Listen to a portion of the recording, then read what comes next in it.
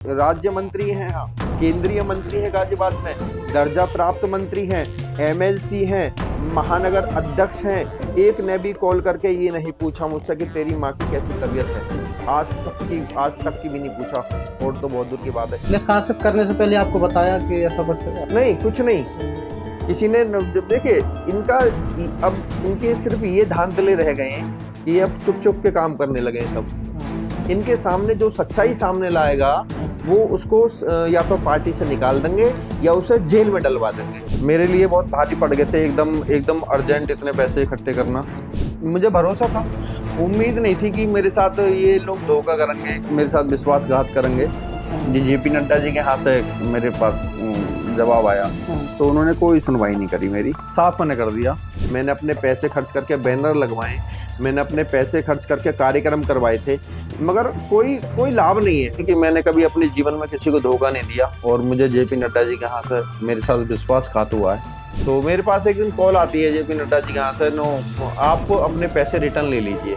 कार्यकर्ता बहकावे में ना रहे, इनका सिर्फ ओबीसी समाज को, प्रॉपर ओबीसी समाज को ये टारगेट रहता कि इनके साथ जितनी ठगाई करी जाए वो इनके साथ ठगाई कर लें। जाति विशेष का भी फर्क है कि जो स्वर्ण में आते हैं, जो जिनके पास पैसा है वो सब कुछ करा लेते हैं, वो कंपनी भी हायर करा देते हैं, वो जो सदस्य जो टेक्नोलॉजी है उसे भी हायर करके वो खुद बना सकते हैं, उनके पास तो पैसा है।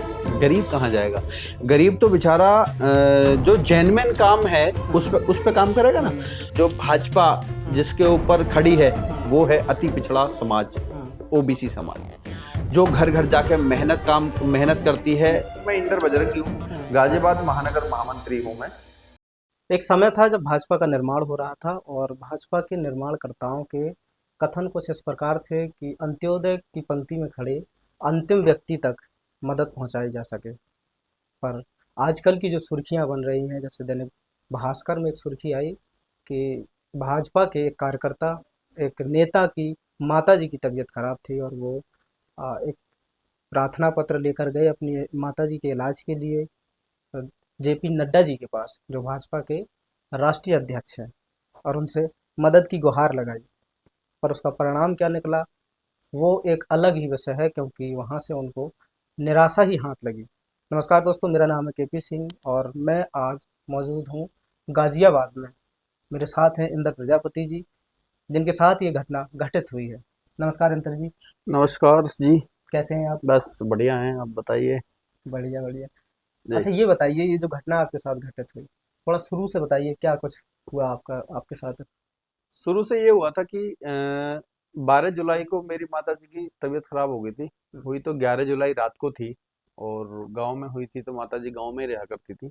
माताजी और पिताजी वो गांव में रहते थे। तो 12 तारीख को रात को 3 बजे हमने पहले मरियम हॉस्पिटल में उन्हें एडमिट कराया। तो मुझे थोड़ा सा अच्छा ना लगा, क्योंकि उनके हार्ट में मुझे लगा कि इनके हार्ट का ही प्रॉब्लम है। तो मैं उन्हें फिर नरेंद्र मोहन में ले गया, जो स्पेशलिस्ट हार्ट का ही है वो।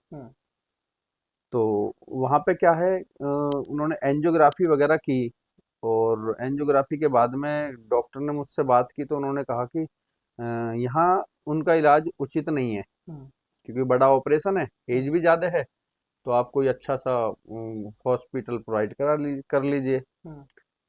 तो मैं कहा ठीक है, अगर आपने, अच्छी बात है, क्योंकि पहले ही आपने सूचना दे दी हमें, बाद में कोई हमें प्रॉब्लम नहीं होगी।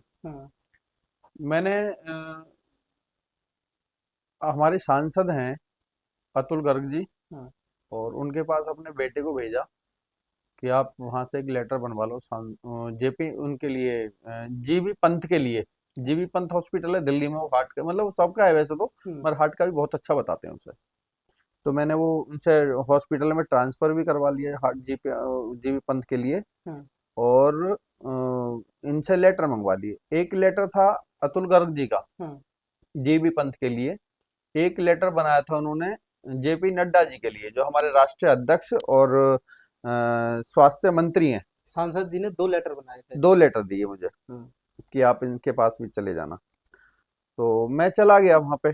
तो मैं अपने बेटे से कह गया कि तुम एक काम करो, एम्बुलेंस में माताजी को वहां ले आओ जीबी पंथ में, और मैं इधर से उनसे फोन करवा दूंगा या कोई भी सूचना करवा दूंगा। मुझे भरोसा था, उम्मीद नहीं थी कि मेरे साथ ये लोग धोखा करेंगे, कि मेरे साथ विश्वासघात करेंगे, हम्म, क्योंकि मुझे तो शुरू से ही, मैंने बचपन से करीब 1998 से ही संघ से जुड़ा हुआ था मैं, हम्म, और हर शाखाओं में भी जाता था। कोई भी कार्यक्रम होते थे हिंदुत्व के, तो मैं उसमें लगा रहता था।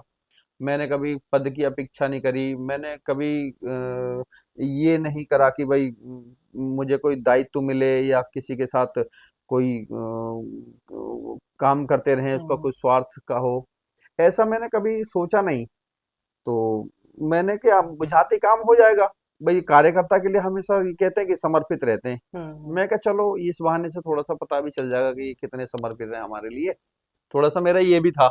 और माता जी का अच्छा इलाज हो जाएगा अगर वो जेबी पंथ में होंगे तो। हम्म, तो मैं जेपी नड्डा जी के यहाँ गया, तो एक जो वहाँ के कर्मचारी हैं, पहले मैंने उनसे पूछा गार्ड से, मगर अध्यक्ष जी हैं? हम्म, कह रहे वो तो है नहीं यहाँ। मैं कहा तो कोई उनके, जो उनके साथ रहते हो उनसे मुलाकात करा लीजिए। मैंने अपना परिचय दिया, मैं कहा मैं इंदर बजरंगी हूँ, हम्म, गाजियाबाद महानगर महामंत्री हूँ मैं, और मुझे उनसे मिलना है। मेरी माता जी एम्बुलेंस में आ रही हैं गाजियाबाद से, और वो जीबी पंथ में उन्हें एडमिशन करवाना, मतलब एडमिट करानी है वो। हाँ, कह रहे नहीं, यहाँ तो अब नहीं है कुछ भी, यहाँ तो कोई नहीं मिलेगा आपको। तो मैं, कम से कम धूप पड़ रही थी बहुत तेज, और मैं कम से कम आधा घंटा तक मैं वहीं खड़ा रहा। हम्म, मैंने उससे रिक्वेस्ट करी, मैं कहा वो नहीं है तो कोई और, किसी और से बात करा दो। नहीं कोई नहीं है, ये नहीं है। तो एक उनका नंबर, उससे गूगल पे भी होता है वो नंबर, हम्म, मैंने उस पर गूगल पे कॉल करी, जो नंबर लेके गूगल से। तो किसी अमित शर्मा है वहाँ कोई, उन्होंने फोन उठाया, हम्म, और उन्होंने कहा कि देखिए यहाँ तो कोई है नहीं, मतलब उन्होंने मुझे झांसा देना शुरू कर दिया। हम्म, मैंने उनसे थोड़ी रिक्वेस्ट करी, तो उन्होंने एक पर्ची मुझे भेजी। पहले मेरा पेपर मंगाया, हम्म, और मुझे वहां उनकी पर्ची भेजी कि ना, वहाँ जीबी पंथ में जाके आप एमएस के पीए से बात कर लेना। हम्म, मैं कहा ठीक है। मुझे भरोसा हो गया, मैं कहा राष्ट्रीय अध्यक्ष हैं, इनके कहने से तो भाई इनके जो घर कर्मचारी हैं या इनके साथ साथ रहते हैं, उनके कहने से हो ही जाएगा। हम्म, तो मैं वहां पे जीबी पंथ में आया। तो पहले मैं उस पे जो, काउंटर वगैरह पे। हाँ वो इमरजेंसी जो होती है, हाँ, वहां पे गया, तो वो मैंने अपने पेपर दिखाए, तो उन्होंने कोई सुनवाई नहीं करी मेरी। हम्म, तो उसके बाद में मैं अपना जो पेपर मुझे जेपी नड्डा जी के हाथ से मिला था, हम्म, उसे पर्ची को लेके मैं गया एमएस के पास में। पहले तो मुझे वहां मिलने नहीं गया, मिलने नहीं दिया गया वहां पे। हम्म, फिर मैं दोबारा रिक्वेस्ट करी, तो उनसे मिलना मैं, तो उन्होंने फोन करा इमरजेंसी पे, मैं इनकी माता जी को एडमिट कर लूँ। हम्म, तो ये बोल के उन्होंने फोन काट दिया। मैं फिर वहां गया रिसेप्शन पे, तो उन्होंने मुझसे कहा नहीं नहीं, यहाँ कोई इलाज नहीं है इनका, आप ले जाइए यहाँ से। साफ मना कर दिया आपने। साफ मना कर दिया। तो मैं दोबारा गया, तो दोबारा जाके मैंने उस एमएस के पीए से बोला, मैं कहा भैया वो ऐसे ऐसे कह रहे हैं कि आप दोबारा कॉल करो वहाँ पे, हम्म, अब मना कर रहे हैं। बोला नहीं नहीं, हम जितना है हमें इतना ही कॉल करेंगे, हम फालतू बार बार कॉल नहीं करेंगे। तो मैं फिर वहाँ पे थोड़ा सा निराश हो गया, मैं अपना आ गया वहाँ से। हम्म, आने के बाद में मैंने उनसे जो अमित शर्मा थे जेपी नड्डा जी के, हाँ, हम्म, मैंने उनके पास दोबारा कॉल करी। मैं कहा भैया एक दफा कॉल कर दो आप, और तो मेरी माँ का एडमिट हो जाएंगी वहाँ पे। वो भी, उन्होंने भी यही बात करी, नहीं नहीं, हम एक बार ही कॉल करते हैं, हम बार बार कॉल नहीं करते, और यहाँ दोबारा कॉल करने की आवश्यकता नहीं है। हम्म, जी जेपी नड्डा जी के यहाँ से मेरे पास जवाब आया। हम्म, और जब वो इन्होंने ये बोल दिया, तो मुझे तो बहुत ज्यादा निराशा मिली वहां से, और मैं निराश हो गया बहुत ज्यादा। हम्म, अब मेरे पास, मैं ये सोच रहा था कि मैं अपनी माता को कहाँ ले जाऊं, क्योंकि मैं तो जी पंथ के लिए करवा के ले गया हूँ। तो मैंने फिर क्या सोचा कि अब दो किसी प्राइवेट हॉस्पिटल में ले जाते हैं माता जी को, हम्म, प्राइवेट हॉस्पिटल में इलाज कराएंगे, जो भी होगा देखा जाएगा फिर तो। भाई भाजपा के जो राष्ट्रीय अध्यक्ष हैं, स्वास्थ्य मंत्री हैं, उनके हाथ से कोई मदद नहीं मिली, हम्म, तो फिर अब इससे ज्यादा किसके पास जा सकते हैं हम लोग? भाई हम कार्यकर्ता हैं, और इतना तो कुछ है नहीं, पूरा समय तो हमने यहीं बिता दिया, पूरा समय देते हैं।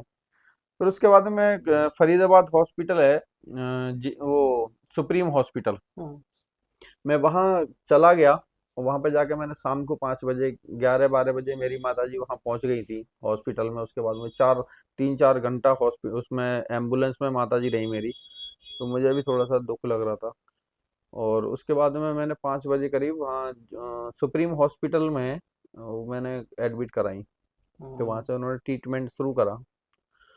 तो 2-1 दिन बाद जब हम वहीं रहा था मैं हॉस्पिटल में ही, हम्म, तो एक दिन मैं वहां से आया, क्योंकि मैं नहाया धोया भी नहीं था, मैं हॉस्पिटल में ही था।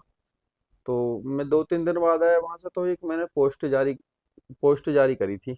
हाँ, वो क्या है, उनके जेपी नड्डा जी लखनऊ गए हुए थे, तो वो उनका कहना ये था कि हम समर्पित हैं कार्यकर्ता के लिए, हम ये हैं वो हैं। हाँ।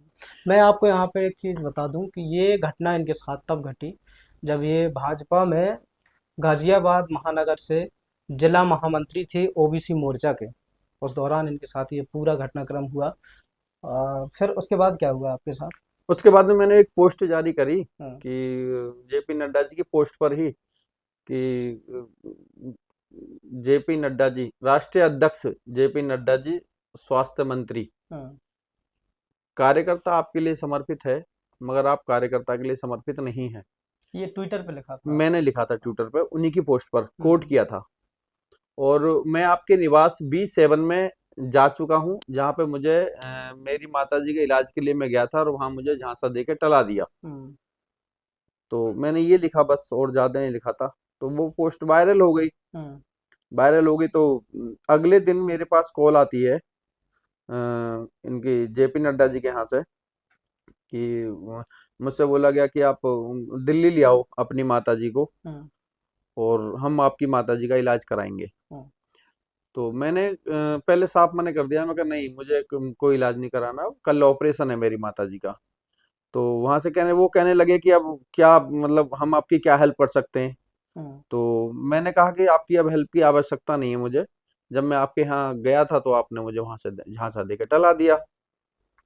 कह रहे अच्छा। तो फिर उन्होंने मुझसे पूछा कि कौन से हॉस्पिटल में, मैंने बताया सुप्रीम हॉस्पिटल में, तो आप वहाँ की डिटेल भेजो। हम्म, मैंने वो डिटेल उन्हें सेंड कर दी, और सेंड करने के बाद में मेरी बात खत्म हो गई वहां से। तो मैं अपनी ड्यूटी चला गया रात को। मैं रात को जॉब करता हूँ, हम्म, और दिन में पार्टी का काम करता हूँ भाजपा का। तो मैं फिर जॉब पे चला गया। जॉब के बाद में मैंने जो अपने कार्य में लग गया। सुबह को मुझे फिर हॉस्पिटल जाना था, क्योंकि माता जी का ऑपरेशन भी था। हम्म, तो उसके बाद में 3-4 दिन बाद एक कॉल आती है मेरे पास में, जेपी नड्डा जी के पीए के हैं जो झा है वो। इस बीच मदद क्या हुई? क्योंकि मदद कुछ नहीं डॉक्यूमेंट तो हुई। ले लिए उन्होंने। नहीं नहीं, कोई कहीं से कोई मदद नहीं मिली। हम्म, और मुझे बस झूठा आश्वासन दिया इन लोगों ने, और मेरे साथ कुछ नहीं करा। एक दिन रात को मेरे साथ कॉल आती है मेरे पास में। हम्म, तो वो जेपी नड्डा जी के जो पीए हैं, हम्म, झा जी, हम्म, उनकी कॉल आती है। वो पहले तो मेरी माँ का हाल चाल पूछते हैं, फिर मुझसे पूछते हैं कि कैसे हैं आप, मतलब बात कर रहे थे वो। हम्म, तो मुझे बड़ा अच्छा लग रहा था कि भाई राष्ट्रीय अध्यक्ष जी के यहाँ से कॉल आ रही है। और तो भाई, और इससे बड़ी मेरे लिए सौभाग्य की क्या बात हो सकती है। हम्म, मैंने तो यही सोचा था। मैंने ये नहीं सोचा था कि ये मेरे साथ धोखा करने के लिए मुझे कॉल कर रहे हैं, मेरी पोस्ट को डिलीट करवाने के लिए कॉल कर रहे हैं। हम्म, उन्होंने कहा कि राष्ट्रीय अध्यक्ष जी बोल रहे हैं कि इस पैसे पिन हटा दो। हम्म, मैं कहा भाई साहब जैसा आपका आदेश। कह रहे नहीं नहीं, आपकी स्वयं की इच्छा है, कर हटा सको तो हटा दो, ना तो कोई बात नहीं है। मैं कहा नहीं नहीं भाई साहब, मैं हटा देता हूँ। हम्म, कि ठीक है, आपको ये पोस्ट डिलीट करके आपको दूसरी पोस्ट जारी कर देनी चाहिए। मैं कहा भाई साहब जैसी आपकी इच्छा। भाई हम्म, मुझे तो ये भरोसा था कि इन्होंने भाई बोल दिया राष्ट्रीय अध्यक्ष है, इनकी बात कौन काट सकता है। हम्म, ऐसी उम्मीद भी नहीं थी कि मेरे साथ इतना बड़ा धोखा कर रहे हैं। इन्होंने मुझसे पोस्ट डिलीट करवा ली। उसके बाद में मुझसे अपने हित के पोस्ट डलवा ली कि मेरी माता जी का इलाज जेपी नड्डा जी के देख रेख में हो रहा है। हम्म, मुझे ये उम्मीद नहीं थी कि वो मेरे साथ धोखा किया जा रहा है पोस्ट डिलीट करवाने के लिए। हम्म, क्योंकि हम छोटे कार्यकर्ता हैं, और राष्ट्रीय अध्यक्ष जी कॉल करवा रहे हैं, तो भाई स्वाभाविक सी बात है कि हम लोग, इनसे बड़ा तो कोई मानते नहीं किसी को भी। हमारे लिए तो राष्ट्रीय अध्यक्ष सर्वोपरि हैं, हम्म, उनकी बात को उल्लंघन भी नहीं कर सकते हम। इन्होंने मुझसे कहा कि आप जिस दिन आपका माता जी का वो डिस्चार्ज हो, हाँ, उस दिन वो मुझे बिल भेज देना। मुझे कॉन्टेक्ट के माध्यम से या मैसेज के माध्यम से बिल भेज देना, मैं वहां बात कर लूंगा। मैंने बात कर ली है, हम्म, और आप निश्चिंत रहना। मैंने भी ठीक है। तो जिस दिन डिस्चार्ज थी, हम्म, उस दिन सुबह 9 बजे से लेकर मैंने कम से कम शाम को 7-8 बजे तक लगातार कॉल करता रहा मैं। कम से कम 50 बार मैंने कॉल की होंगी, 50 कॉल उनके कम से कम। पीए को। उनके पीए को, हम्म, झा को। एक और है, उनका नाम है किशनपाल गुजर, हम्म, किशनपाल खटाना। उनको भी कॉल करी, उनका भी आया था। उन्होंने मुझसे बोला था कि जिस दिन डिस्चार्ज हो उस दिन मुझे बिल भेज देना। हम्म, मैंने लगातार दोनों को कॉल करता रहा। मगर उन लोगों ने मेरी कोई कॉल का रिस्पॉन्स नहीं दिया, मैसेज का कोई रिस्पॉन्स नहीं दिया मुझे। क्योंकि मुझे पहले तो ये आश्वासन था कि मेरी मदद हो जाएगी तो मेरे पैसे कम लगेंगे। हम्म, तो कोई बात नहीं, उन्होंने कुछ नहीं मेरा रिस्पॉन्स दिया। मैंने रात को ही किसी एक जो मदद करते हैं उनसे मैंने हेल्प मांगी, तो उन्होंने मुझे पैसे भेज दिए तुरंत एकदम, हम्म, कि कोई बात नहीं, लो आप पैसे ले जाओ यहाँ से और अपनी माता जी को लेके आओ हॉस्पिटल से। मेरे लिए बहुत भारी पड़ गए थे, एकदम एकदम अर्जेंट इतने पैसे इकट्ठे करना, क्योंकि मुझे ये नहीं था कि भाई मेरे साथ ये छल कर रहे हैं। क्योंकि हम्म, मुझे तो इतनी उम्मीद, हमने कभी किसी के साथ छल नहीं किया, मैंने कभी किसी कार्यकर्ता के साथ धोखा नहीं किया। कार्यकर्ता हमेशा मुझे रात को भी कॉल कर देते हैं, मैं उनके साथ हमेशा खड़ा रहता हूँ। हम्म, आप किसी से पूछ सकते हैं, मैंने हमेशा कार्यकर्ता निर्माण और संगठन का विस्तार किया है। मुझे उम्मीद नहीं थी ना, मैंने कभी किसी को धोखा दिया। भाई जो हमने एक बार बोल दिया। उसके बाद में जब मैं अपनी रात को माता जी को ले आऊं, तो एक दिन अगले दिन जब मैंने एक पोस्ट जारी करी थी, दो पोस्ट जारी करी थी, कि मैंने कभी अपने जीवन में किसी को धोखा नहीं दिया और मुझे जेपी नड्डा जी के यहाँ से मेरे साथ विश्वासघात हुआ है। एक पोस्ट और जारी करी थी मैंने।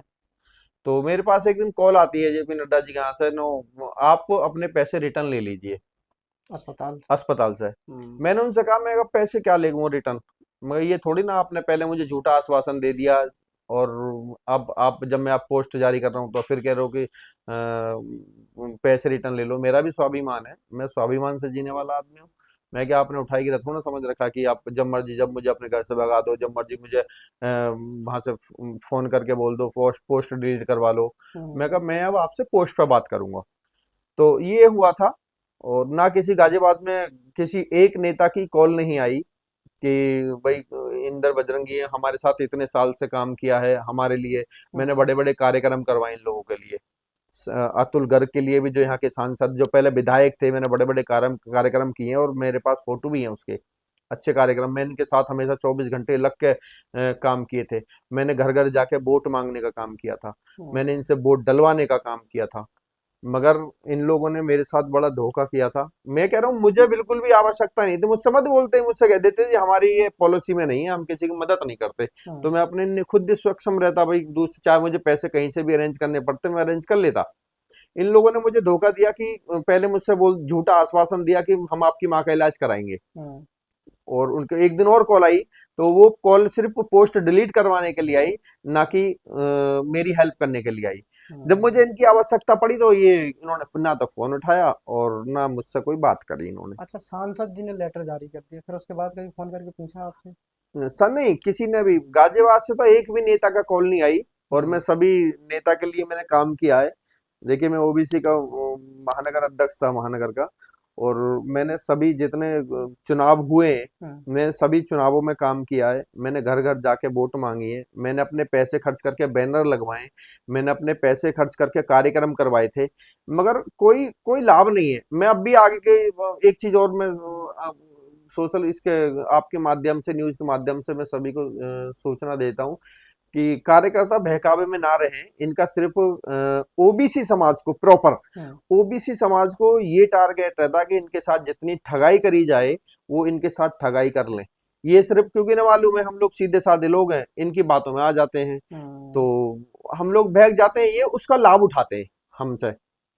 भाई इन्होंने क्या क्या अभी तक भी शुरू से उठा के देख लो कि मैं यहाँ महानगर महामंत्री रहा, एक भी कार्यक्रम मुझे जो सांसद हैं विधायक हैं, और भी बहुत बड़े बड़े नेता हैं यहाँ, एक की भी राज्य मंत्री हैं यहाँ, हम्म, केंद्रीय मंत्री है गाजियाबाद में, दर्जा प्राप्त मंत्री हैं, एमएलसी हैं, महानगर अध्यक्ष हैं, एक ने भी कॉल करके ये नहीं पूछा मुझसे कि तेरी माँ की कैसी तबीयत है। हम्म, आज तक की भी नहीं पूछा, और तो बहुत दूर की बात है। जब मेरे जैसे कार्यकर्ता के लिए बिल्कुल भी मेरे सहयोग नहीं कर सकते। मैं कह रहा हूँ पैसे की आवश्यक, देखिए पैसे से पैसा हर चीज नहीं होता, मगर हम्म, एक किसी को हारी बीमारी में किसी के साथ खड़े रहना या किसी से पूछ लेना, वो भी एक सहयोग ही होता है। तो हम्म। ऐसा मुझे किसी भाजपा की तरफ से, जो भाजपा के कार्यकर्ता और नेता हैं, मुझे बिल्कुल भी किसी की सपोर्ट नहीं मिली। ना तो कोई फोन के माध्यम से मेरी माता के बारे में पूछा, ना इन्होंने मेरे बारे में कभी पूछा। तो हम्म। ये रहा है पूरा। आप दशकों से भाजपा के लिए काम कर रहे थे और बजरंग दल के लिए काम कर रहे थे। जब इनकी समस्या हुई, इनको खुद समस्या हुई और इन्होंने संपर्क किया, तो इनको निराशा हाथ हाथ लगी। इसके बाद इन्होंने अपनी पीड़ा सोशल मीडिया के माध्यम से व्यक्त करनी शुरू कर दी। अच्छा, जब आपने ट्विटर पर लिखना शुरू किया और फिर आपका सस्पेंशन जारी कर दिया गया कि आपको पार्टी से निकाल दिया, इस बारे में आपको उसके बाद पहले में फिर सूचना दी मैंने गई जब क्या? ये मैंने पोस्ट उनके बाद में चालू करी हम्म। कि मैंने उनसे पहले ही बोल दिया, क्योंकि मैं झूठ बोलता नहीं हूँ बिल्कुल भी, हम्म। ना मुझे झूठ बोलने की आदत है। तो मैंने वो अपने हित के लिए थोड़ा सा मैंने विरोध किया। हाँ। भाई मेरा इतना अधिकार भी नहीं था, मेरे साथ ही राष्ट्रीय अध्यक्ष मेरे मेरे साथ धोखा दे सकते हैं, मेरे साथ छल कर सकते हैं, क्या एक मैं इनके लिए पोस्ट भी डाल दूं? मैंने पोस्ट इनके लिए डालनी शुरू करी, कुछ मैंने और भी पोस्ट डाली। तो मैंने सिर्फ जेपी नड्डा जी को ही टारगेट करके पोस्ट डाली थी, और उसके बाद में मुझे इन्होंने मेरा सस्पेंशन जारी कर दिया, मुझे पार्टी से निकाल दिया, निष्कासित कर दिया। मुझे कोई दुख नहीं है। निष्कासित करने से पहले आपको बताया कि ऐसा कुछ नहीं, मुझे किसी कोई कॉल नहीं आई, ना मुझे किसी ने कोई सूचना दी कि वही तुम पार्टी के लिए क्या कर रहे हो क्या नहीं कर रहे हो। मुझे कोई मेरा सिर्फ मुझे भी नहीं पता चली, वो तो एक मीडिया को इन्होंने दिया, उस किसी ने मेरे पास में व्हाट्सएप पे डाल दिया कि भाई आप सस्पेंशन आपका निकल चुका है। तो मैंने जब देखा मैं चौंक गया एकदम कि कोई भाई मेरे लिए स्पष्टीकरण भी सस्पेंशन नहीं? नहीं, कुछ नहीं। किसी ने जब देखिए इनका अब इनके सिर्फ ये धांधले रह गए हैं कि ये अब चुप चुप के काम करने लगे हैं सब। इनके सामने जो सच्चाई सामने लाएगा वो उसको या तो पार्टी से निकाल देंगे या उसे जेल में डलवा देंगे। अब सिर्फ ये काम रह गया है। और मुझे सबके बारे में, सब जितने भाजपा के कार्यकर्ता हैं, नेता हैं, सबके बारे में मालूम है मुझे कि कौन क्या हो रहा है, कहाँ हो रहा है, क्या क्या कर रहे हैं, कितना भ्रष्टाचार फैला रहे हैं, सबके बारे में मालूम है मुझे। मगर इनके सामने जो सच्चाई व्यक्त करेगा उसे ये उसके साथ या तो निष्कासित कर देंगे या जेल में पहुंचा देंगे। अब ये काम है बस इनका। आगे के लिए आपने क्या कुछ सोच रखा है? आपके अभी कुछ नहीं सोचा। अभी मैं अपनी देखिए, अभी तो मेरी माताजी अभी पूरी तरह से ठीक नहीं हुई हैं, और अभी तो मैं उसी में लगा पड़ा हूँ। और देखो आगे क्या होता है। आगे कहीं अभी ऐसा नहीं है, आगे समाज के लिए काम करेंगे। अति पिछड़ा समाज अपने साथ है, समाज अपने साथ है। तो अब जैसा आदेश समाज का रहेगा, अति पिछड़े समाज का रहेगा, उसी रास्ते पर अब चलेंगे। अच्छा, अब जैसे आपने बताया कि जब एक तो घटना आपकी उदाहरण है कि आपके साथ इस तरह से घटना घटी, और ओबीसी के जो कार्यकर्ता हैं अभी जी भाजपा में काम कर रहे हैं, उनके लिए आप क्या कहेंगे? क्योंकि ये नहीं, कोई मामूली घटना नहीं है। किसी को कोई लाभ नहीं मिलता। ओबीसी को तो सिर्फ ये ठगाई करते हैं। हम्म। ओबीसी के क्या काम करते हैं ये, अगर ये ओबीसी समाज को अगर एक किसी को टिकट भी देते हैं तो ओबीसी समाज के को वहां टिकट देते हैं जहां सीट हारी हुई होती है। जीती हुई सीट ये स्वर्णकों को देते हैं। आप देखिए, टारगेट उठा के देख लीजिए, आप अगर किसी भी जाति के ओबीसी समाज के अगर ये टिकट दे रहे तो कहाँ कहाँ की दे रहे हैं, ये देख लीजिए आप। मैं झूठ बोल सकता हूं तो अगर ये एक आधी देते हैं बस, मेरे ख्याल से पूरे प्रदेश में ज्यादा से ज्यादा इन लोगों की एक या दो सीट होती हैं। बाकी सारी जो सीट जाती हैं वो स्वर्णों को जाती हैं, जो पैसा फेंक के लेके आते हैं। अच्छा, अभी हाल में भाजपा का जो सदस्यता अभियान चल रहा है, जी उसमें भाजपा के जो जमीनी स्तर के कार्यकर्ता हैं वो अभियान में पूरी मेहनत से लगे हुए हैं, सदस्य बना रहे हैं। पर वहीं एक दैनिक भास्कर की रिपोर्ट आती है और वो बताती है कि जमीनी स्तर के कार्यकर्ता तो काम कर रहे हैं, पर जो बड़े नेता हैं, शीर्ष पदों पर बैठे हैं, संवैधानिक पदों पर बैठे हैं, वो किसी तरह से पीआर एजेंसियों के माध्यम से फर्जी सदस्यों का काम करवा के, उसे बना के, और वो डाटा पेश कर दे रहे हैं। इस पे आपके क्या विचार हैं? क्या और जो कार्यकर्ता हैं उनको आप क्या संदेश देंगे? देखो, जो ये तो शुरू से ही है, जो भाजपा के शीर्ष नेत्र है, हम्म। और कुछ जाति विशेष का भी फर्क है हम्म। कि जो स्वर्ण में आते हैं, हम्म।